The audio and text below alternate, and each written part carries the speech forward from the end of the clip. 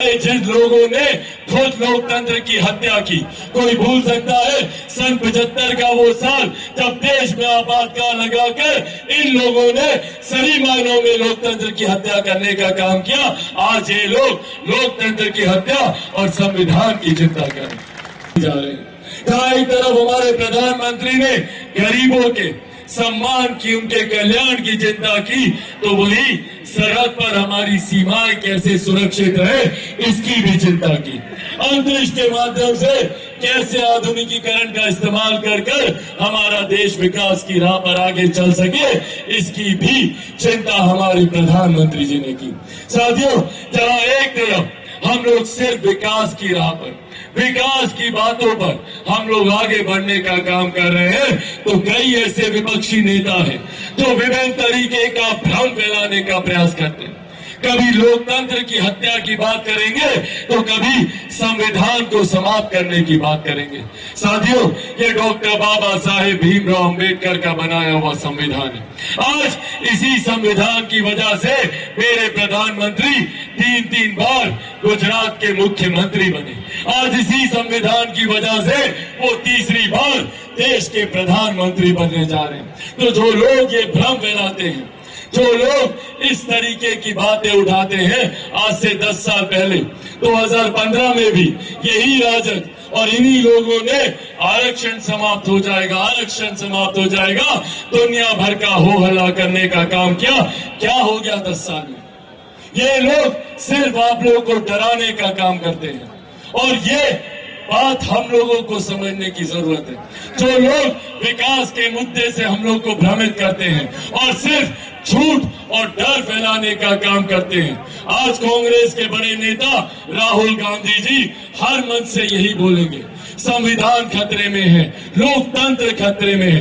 अरे जिन लोगों ने खुद लोकतंत्र की हत्या की, कोई भूल सकता है सन 75 का वो साल जब देश में आपातकाल लगाकर इन लोगों ने सही मायनों में लोकतंत्र की हत्या करने का काम किया। आज ये लोग लोकतंत्र की हत्या और संविधान की चिंता कर रहे हैं। ये विश्वास आप लोगों को दिलाकर जाना चाहता हूं कि जब तक चिराग पासवान जिंदा है, न संविधान पर कोई खतरा है, न आरक्षण पर कोई खतरा है। ये वादा आप लोगों से करके जाता हूं। पर हाँ, खतरा है, अगर ये लोग आ गए तो आप लोगों की संपत्ति पर खतरा है। सोच है कांग्रेस और राजद के नेताओं की। आज इन लोगों ने एक नई सोच शुरू की है जो विदेश से इनके नेता लेकर आ रहे हैं।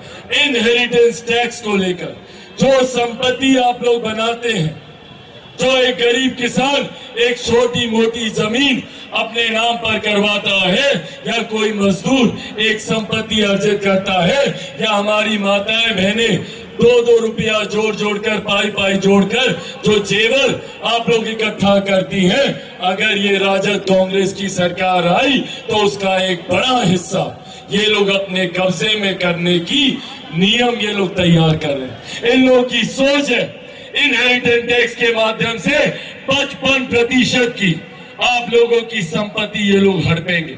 आपकी जमीन हो, आपकी जायदाद हो, आपका जेवर गहना, जो भी आप लोग की संपत्ति है, आपके निधन के बाद जो संपत्ति आप लोग के बच्चों के पास जानी चाहिए थी, उसमें से 55% ये लोग अपनी सरकारी संपत्ति में उसको जोड़ेगा। इस सोच के साथ कांग्रेस और राजद के लोग आगे बढ़ने का काम कर रहे हैं। ये लोग अगर आए तो ये लोग ना सिर्फ आपकी संपत्ति हड़पेंगे, बल्कि जितनी प्रधानमंत्री की गरीब कल्याण की योजनाएं हैं, मुख्यमंत्री जी के द्वारा जितनी गरीब कल्याण की योजनाएं चलाई जा रही हैं, एक एक करके सबको बंद किया जाएगा। ना इसके बाद देश में किसी को मुफ्त का राशन मिलेगा, ना उज्ज्वला और ना ही आयुष्मान। इसीलिए साथियों, हम लोगों को सतर्क रहने की जरूरत है। ये वही महत्वाकांक्षी लोग हैं जिन्होंने सत्ता हड़पने के लिए लाठी में तेल भी पिलाने का काम किया था, जिन्होंने साम दाम दंड भेद हर हथकंडा अपनाकर कैसे सत्ता में आए इसका इन्होंने प्रयास किया था।